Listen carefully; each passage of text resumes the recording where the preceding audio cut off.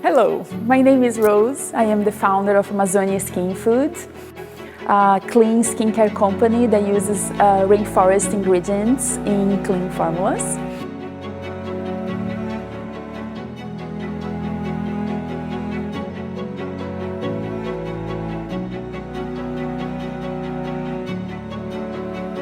And I am a native Brazilian. I was raised in the south of Brazil.